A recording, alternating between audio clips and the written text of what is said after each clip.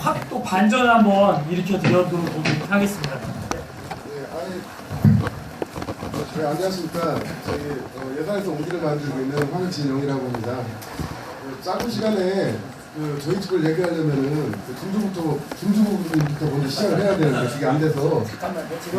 지금 찐빵이 나오고 있는데요. 지금 장관의 대표님께서 갖고 오신 아까 그 찐빵 야간 간식을 왔습니다. 우리 장관의 대표님에게 박수 좀 부탁드립니다. 마저 시작하겠습니다. 시간이 많이 걸리기 때문에 요약해서 이렇게 만들었습니다. 예산군 기술센터에서 저희 집사람이 배워서 이렇게 만드는 건데 한번 동영상 보시고 말씀을 하겠습니다.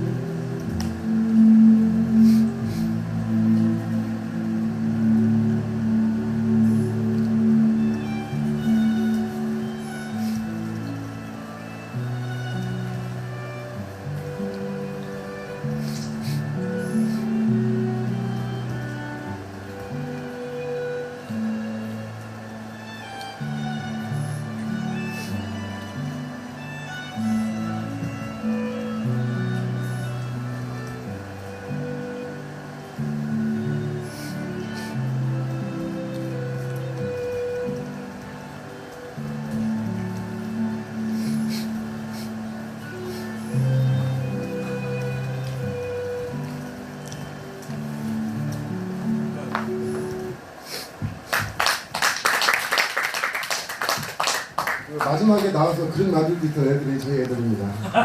와우. 아, 아까 지금 그 3대째 농사를 짓고 있는 그 친구와 우리 애들이 같이 간다면 저희도 비슷한 상황이 될 것 같습니다. 우선 제 부모님과 같이 19년을 일했습니다. 그러면서 제가 먼저 공기를 하게 된 계기나 이런 것들을 먼저 말씀을 드려야지 이렇게 말이 순서가 될 것 같습니다. 이게 제가 어렸을 적 저희 부모님이랑 저는 꿈이 같았습니다.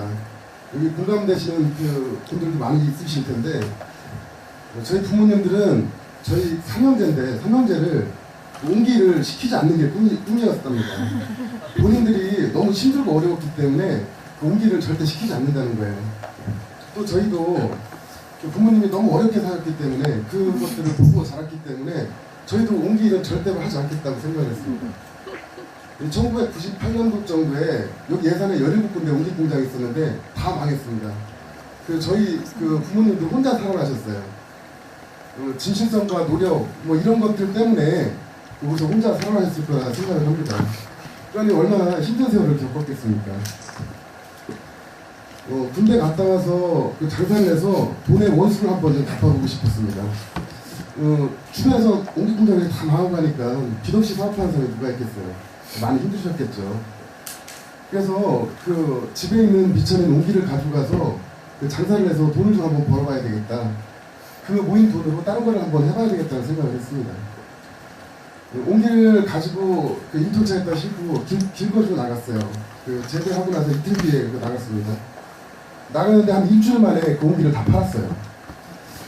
제가 장사 수완도 없었고 또 숙기가 없어서 지금도 발표하는데 목소리가 막 떨립니다. 그래서 숙기도 없어서 물건 사러 오시는 분들 눈도 못 마주쳤어요. 그런데 이분들이 옹기를 보고 너무 이쁘다고 하고 또 잘 익었다고 하고 하면서 서로가 서로를 이렇게 소개시켜주고 팔아줘서 한 일주일 만에 일토차에 있는 옹기를 다 판매를 하게 됐어요. 그게 계기가 돼서 아파트에 이렇게 장사 다니시는 사람들과 어울리게 됐고 또 그게 계기가 돼서 또 마트에도 나가게 됐고 또 그게 계기가 돼서 백화점에도 나가게 됐습니다. 또 나가면서 많은 사람들을 만났어요. 우리 옹기에 대해서 칭찬을 할 때는 참 보람도 느꼈고 또 이거는 이렇게 만들었으면 좋겠다 저건 저렇게 만들었으면 좋겠다 그렇게 얘기했을 때 바뀌어져야 된다고 생각을 했습니다.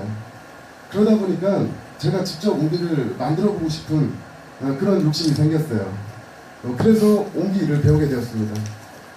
옹기를 배우기로 작심을 하고 하루를 딱 하고 그 다음날 나왔어요. 나왔는데 물레가 뒤집혀 있었습니다. 저희 어머니가 뒤집어 놨어요. 이거 하지 말라고. 그런데 아버님이랑 얘기했을 때는 또 틀렸습니다. 그러니까 제가 옹기를 한다고 할 때 너무나 가슴 아팠답니다. 본인이 너무나 어렵게 여기까지 걸어왔기 때문에 너가 앞으로 가야 될 길이 얼마나 힘든가를 안다고 말씀을 하셨어요. 그런데 또 한편으로는 여태까지 여기까지 읽어놓은 이 일을 본인 대해서 없애버리려고 하니 너무 가슴이 아팠다고 말씀을 하시더라고요. 그러면서 잘 해보라고 하셨습니다. 그래서 그 말을 믿었습니다. 근데 결국 이제 나중에는 예, 옹기를 이제 해가면서 이제 마찬 때문에 많이 힘들었어요. 믿는 독재 발등이 찍혔습니다. 제일 처음에 시작할 때 열정을 가지고 시작을 했습니다. 이 물렁거리는 흙이 사람을 이렇게 지치게 할 줄 몰랐어요. 너무 어렵습니다. 밥 먹어가면서도 걸어가면서도 잠자가면서도 자면서 항아리 몇 개를 만들었는지 기억을 합니다. 그래서 저는 24시간이지만 22시간을 일했다고 얘기를 합니다. 진짜 온전하게 잠자는 건 2시간도 안 될 거라고 생각을 하고요. 이 걸어가면서도 계속 옹기 만드는 그 생각 때문에 옹기가 반듯하게 돌아가야 되는데 찌글찌글 돌아가는 그 생각 때문에 어떻게 할 수가 없습니다. 그렇게 열정적으로 배웠어요. 그런데 일을 해가면서 사소한 문제로 아버님과 자꾸 부딪히게 됩니다. 너무 야속했습니다. 기술도 배워야 되고 또 사람들도 만나야 되고 또 경영적인 것도 조금씩 배워야 되고 하니까 많은 거를 배워야 돼요. 그래서 죽으라고 열심히 일하지만 눈에 안 찹니다. 그러니까 나는 죽으라고 달려가지만 사소한 일에 야단을 맞고 할 때는 다리에 힘이 풀려요. 삽질하다 말고도 그 삽을 하루에 몇 번씩이나 집어던지고 집을 뛰쳐나가고 싶습니다. 그런데 저 같은 경우는 저희 어머님이 계셨어요. 중간에 아버님 입장을 대변해 줍니다. 이게 너가 싫어서 그런 게 아니다. 너를 진짜로 사랑하고 하기 때문에 너한테 이렇게 얘기를 하는 거다. 아버지를 좀 이해해다오. 네가 먼저 이해해주면 안 되겠니? 얘기를 합니다. 또 아버님한테는 또 제 입장을 또 얘기를 하십니다. 쟤 같은 애가 어딨냐 요즘에. 밤낮을 일해가면서 사무실에서 먹고 자는 거 눈은 안 보이냐. 우리 애 참 열심히 한다. 쟤를 옆에서 야단치기보다는 지금 응원을 해주면 안 되겠냐라는 말씀을 하세요. 예. 그렇게 말씀을 하실 때 사실 아버님 때 속상해서 죽어도 하기 싫지만 그 어머님의 그 말 한마디에 녹습니다. 예. 그렇게 계속 갈팡질팡 해가면서 10년이라는 게 흘러요.